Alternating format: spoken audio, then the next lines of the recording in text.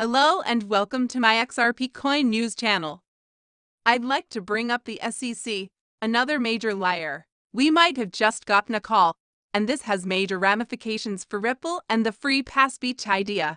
Also, I'd like to address the role of politics in the current Ripple SEC crisis. There appears to be something exciting in the works right now that could lead to a pivot. Make sure you're around to ride the waves with the folks running the show now in the White House. Click the like and subscribe buttons, and then toggle on bell notifications if you want to watch more videos like this one. Now, this was actually found by Steve Fondu Barangays. Some of these things, guys, I just can't believe it. This individual has a knack for uncovering.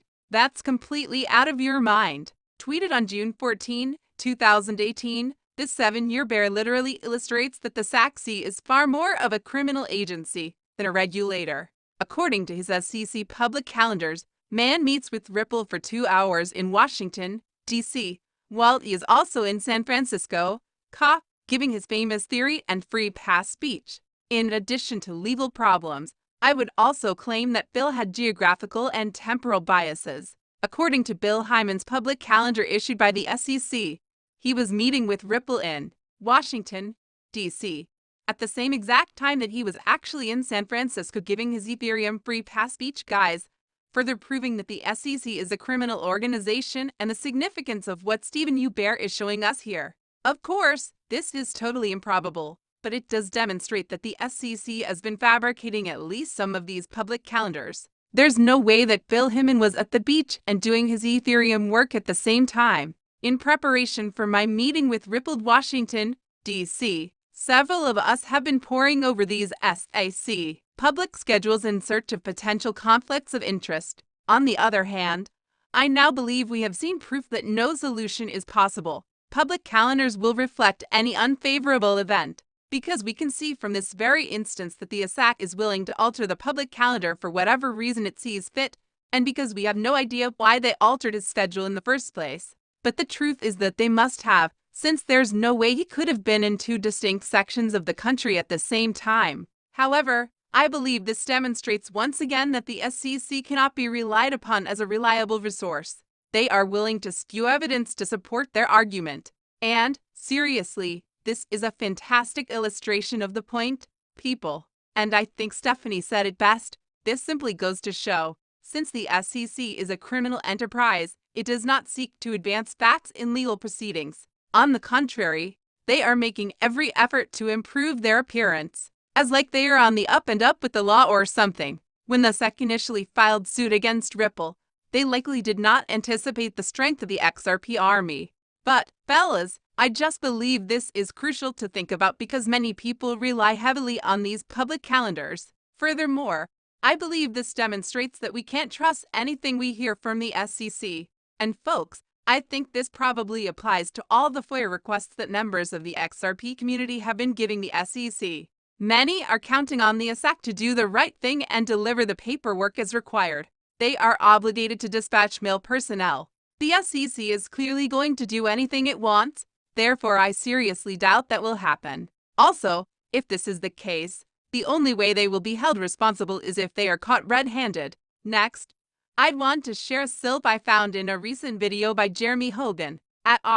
He discusses Ripple's odds of success against the SEC in this legal battle. Men, he's in. I merely want to simplify Jeremy Hogan's explanation of the Ripple effect because I believe it will help you see just how ridiculous the SEC claims are. This is extremely important, so please pay attention. The official legal documents anticipate a 50-12 chance of success in the pending litigation. As a triple victor, it has all the makings of a winner. The Southeastern Conference has a 29/80 chance of winning. Drop in intensity. To clarify, imagine that I'm merely trying to sell you something. You, random person on the street, are under no duty to receive any of my business, to the extent that I am successful in selling you something. When Ripple sold XRP, that was a straightforward sale, and there is no doubt about it because of what actually occurred when Ripple sold XRP. This is what happened when Ripple sold XRP. Moreover, it is abundantly clear from the facts presented here that the SEC did not uncover any instances where Ripple really sold a contract to XRP holders, granting them rights to Ripple. This is crucial to the company's success, and it's already happening. Each and every day, contemplate what goes on behind the scenes when you buy an iPhone from Apple. The iPhone is yours to keep and use, but you have no legal claim to anything pertaining to Apple. Exactly what the business is like. I believe this is why Jeremy Hogan chose to work with Ripple and the SEC, where casework is the biggest issue. Believes that Ripple has a good shot of prevailing at a summary judgment hearing. After hearing Jeremy Hogan say that the SEC has a 1 in 29 chance of winning, many people panicked. However, it is possible that the judge will rule in favor of Ripple, despite the fact that it packaged XRP as a security. Although XRP traded on the secondary market is not a security, it is possible that a judge could find that Ripple did in fact break securities regulations. That would be bad news for Ripple, but great news for XRP investors, and I'd give XRP holders a lot better shot at coming out on top of this case than I do for Ripple. It's fine with Ripple if they lose this case as long as it doesn't put them out of business. They proceed to the next step in their lives. Future aggravation may come from the fact that they record XRP transactions. No way, though, could they avoid it. The key point is that Jeremy is left uncovered by Hogan.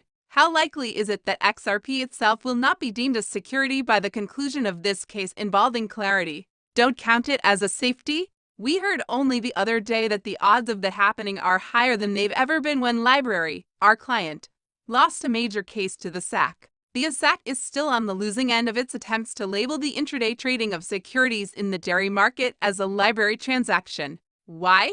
Because the Securities and Exchange Commission put an end to Library, Inc. LBC is still in business while it went bankrupt. In my opinion, this demonstrates conclusively that the SEC position that tokens are securities is false. Holders of XRP have a good chance of surviving with Clarity. The token itself does not qualify as a security. Therefore, I estimate that XRP holders have a 75% chance of success. While Ripple may have significantly diminished chances in this scenario, Jeremy Hogan and I remain optimistic. They concur. That argument is still making waves. They've got a lot going for them in summary judgment. But before we get there, I want to talk about the fascinating political dynamic between the current administration and Rippling. This is related to the Ripple SEC lawsuit. I hope to draw some fascinating links for you guys as well. First, this quotation by Linda P.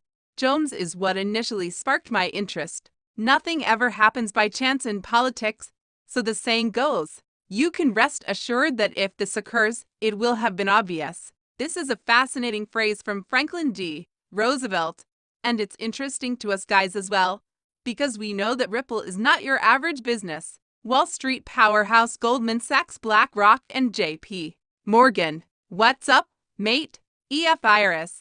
For the SEC guys to survive the FBI State Department Judge Net, you'll need to burn a beast group of 30 beam imp, use an Amazon fencing bow, and be an expert in the art of swashbuckling. A corporation would not typically meet with such a large group of people while they are just getting started. If you meet with this level of people there, it's probably a greater plot going on behind the scenes, and I don't believe it's a lot of speculation. This proves that the SEC going after Ripple based on this comment, right here, wasn't some coincidence. So, what exactly are we witnessing at this very moment? In any case, Rosie Rios has been spotted. A member of the board has been having frequent three-way meetings with the present administration. Here we have the current U.S. Treasury Secretary, Janet Yellen. Rosie Rios is arranging to see her Janet Yellen's source. By the way, she used to be a major skeptic of cryptocurrencies, but she's since become a strong advocate for cryptocurrency-related financial innovation. During the time that the guys were doing it, Rosie Rios, there's something I need to say about the insult against Gary Gin. Less than a year ago, she added, I adored Gary Gensler. This is important because I want to demonstrate that Ripple has deep ties to the current administration, as well as a multiplier of 3 if you consider the politics of many individuals. I was very surprised to learn that the current administration is providing any sort of resistance to their agenda. Let's see what happens next, guys. Everything that happens in politics can be traced back to one thing: nothing happens by accident. According to this quotation by Linda P. Jones, you can bet that if it did occur, it was deliberate. Guys, I need you to consider this.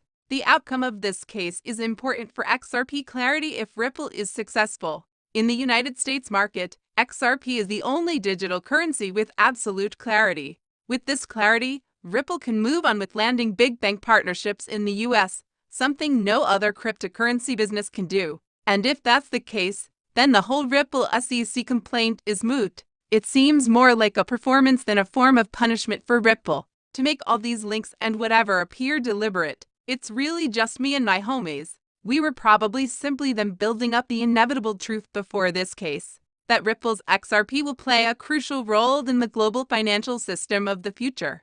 To be alerted immediately whenever a video is published on XRP News, please remember to hit the subscribe and notify buttons. You may see our other XRP history videos. In the meantime, you may catch us in the video below. See you out later. Bye.